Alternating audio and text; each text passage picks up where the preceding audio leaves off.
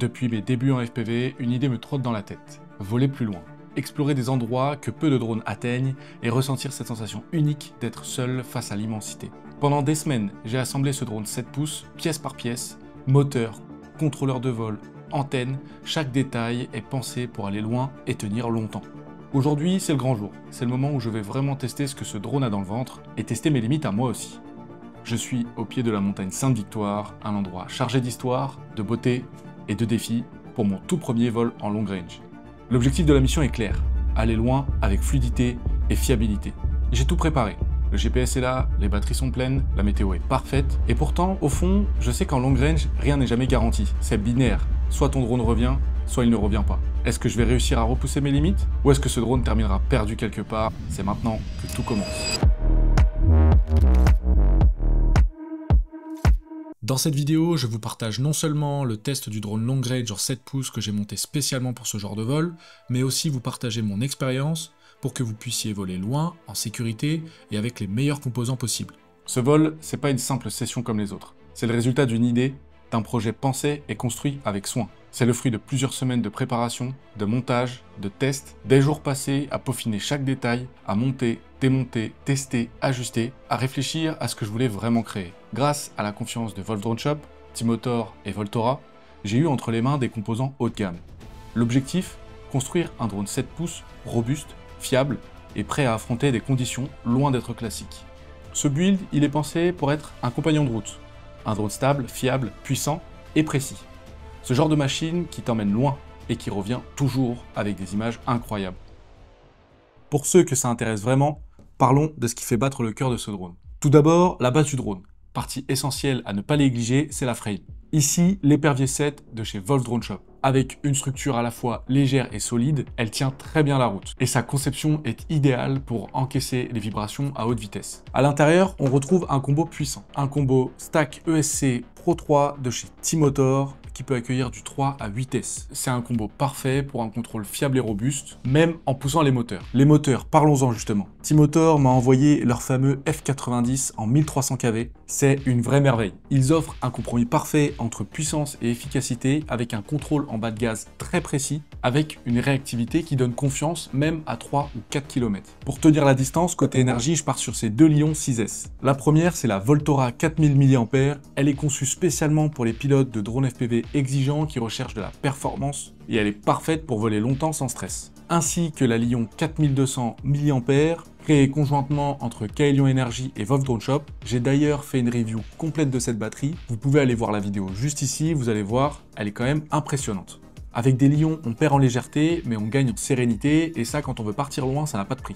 Pour compléter la construction de cette bête, j'ai utilisé un GPS M10 V2 de chez eFlight. C'est un indispensable vraiment pour sauver le drone en cas de perte vidéo ou de perte radio. C'est vraiment essentiel. Ajouté à ça, j'ai décidé de partir sur un DJI O3 et pas un O4 parce que je vais conserver ma GoPro 12 dessus. Le tout est piloté en Crossfire pour garantir une connexion radio fiable, même avec la distance. Et avec ça, je suis prêt à affronter n'importe quel relief. Avant un vol comme ça, pas de place au hasard. Avant de décoller, chaque élément est vérifié et chaque détail compte. Là, c'est pas question d'improviser. Je vérifie le serrage des vis de la frame, le serrage des hélices, le serrage vis au niveau de la action cam. Je vérifie que le GPS est bien en place. Je vérifie aussi que la batterie de la radio et la batterie du masque sont assez chargées. Ensuite, je pose le drone sur la zone de décollage, je branche la Lion et j'attends que les GPS lock. Un bon lock satellite, au minimum, c'est 8 GPS. Pourquoi 8? Parce que ça permet d'avoir une localisation précise du point de décollage. Là seulement, je peux envisager de voler. Du point de vue de mon environnement, le vent est stable, j'ai fait des petits repérages, je me suis bien placé sur le spot, ça c'est important. Le plan de vol est clair dans ma tête, car ce genre de vol, c'est pas juste un délire, c'est une vraie prise de risque. Même avec toute cette préparation, ce type de vol, ça reste un pari. C'est binaire, le drone part, c'est soit il revient pas. C'est un moment intense où l'excitation frôle le danger et là où l'adrénaline sera à son maximum. Donc avant de partir affronter le relief, j'effectue toujours un contrôle du RTH juste à côté de ma position pour m'assurer que le drone répond bien quand j'effectue le GPS Rescue et qu'il se dirige bien vers ma direction. Ça me permettra de retrouver la connexion radio et la connexion vidéo si je l'ai perdue. D'ailleurs, dites-moi en commentaire si une vidéo dédiée à ce sujet pourrait vous plaire. Ce serait une vidéo dans laquelle je vous partagerai mon setup de réglage GPS Rescue dans Betaflight et où je pourrais faire une démonstration complète fait de l'activation du GPS Rescue jusqu'au moment où il atterrisse tout seul. N'hésitez pas à m'en faire part, c'est important de pouvoir avoir confiance en son drone. C'est parti pour le premier vol, je me prépare, j'enfile mon masque et c'est parti.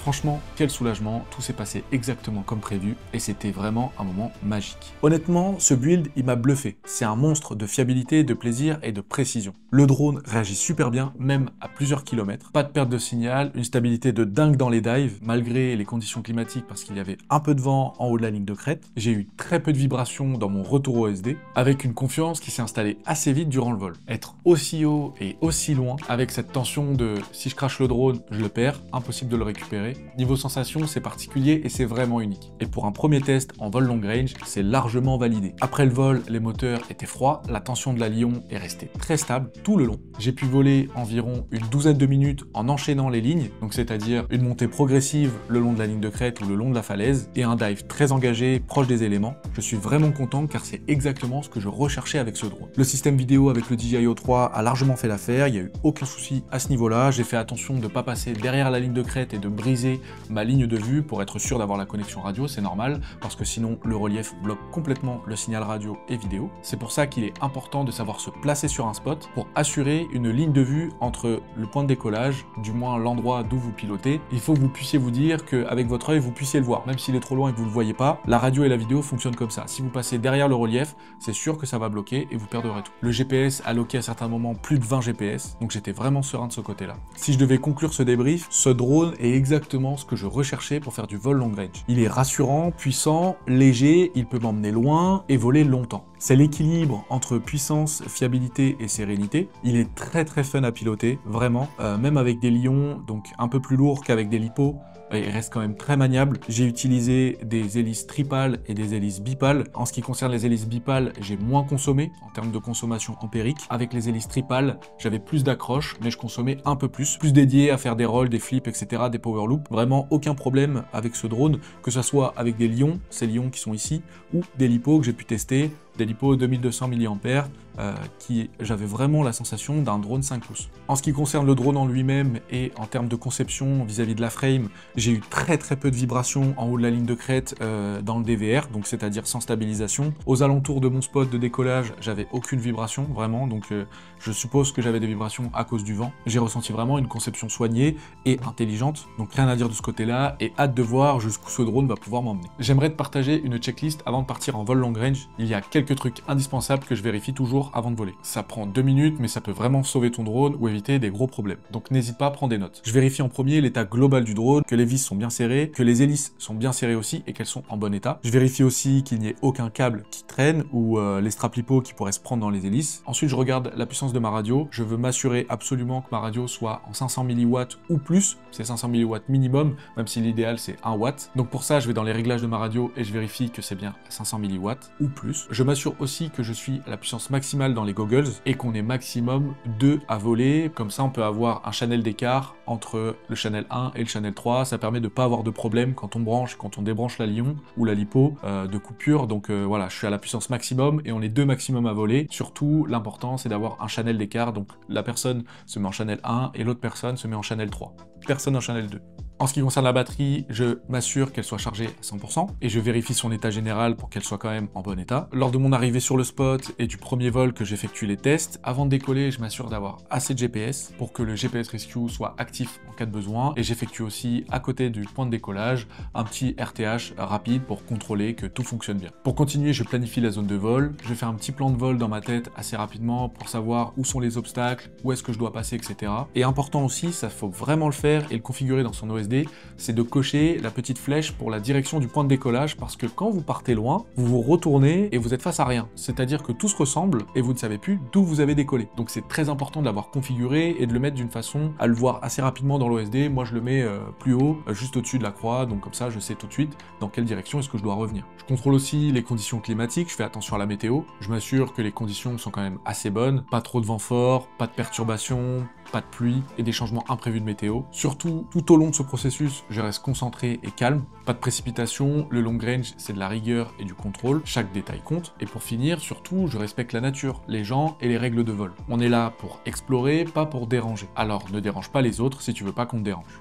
Merci encore à Wolf Drone Shop, Timotor et Voltora pour leur confiance qu'ils m'ont accordé et leur soutien sur ce projet. Grâce à eux, j'ai pu manipuler du matériel de haute qualité, très fiable, et tout le matériel est dans la description. Je vous mets les liens si vous voulez aller reproduire ce build, ou pourquoi pas vous en inspirer. Et franchement, je suis conquis. Ce drone, il va me suivre longtemps, pas seulement pour du long range. Avec son poids et ses moteurs, j'ai des sensations similaires à un drone 5 pouces, mais avec de l'autonomie en plus. D'ailleurs, le poids total du drone, j'en ai pas parlé, j'ai fait une petite pesée du drone en ordre de vol, c'est-à-dire avec la Lion 4000 mAh de chez Voltora et la GoPro 12 avec sa batterie dedans bien sûr, et les hélices, je suis à environ 1,2 kg. Je pense que c'est une donnée qui peut vous être utile à titre de comparaison. J'ai pas pesé avec une lipo 2002, mais avec une lipo 2002, je le sens tout de suite, le drone est vachement plus léger forcément, plus réactif, mais bien sûr avec une autonomie nettement moins. Si vous avez des questions, n'hésitez pas à me les poser en commentaire, je réponds à tout le monde. Et pour conclure, le long range, de manière générale, c'est plus qu'un style de vol. C'est vraiment une façon d'aborder les choses.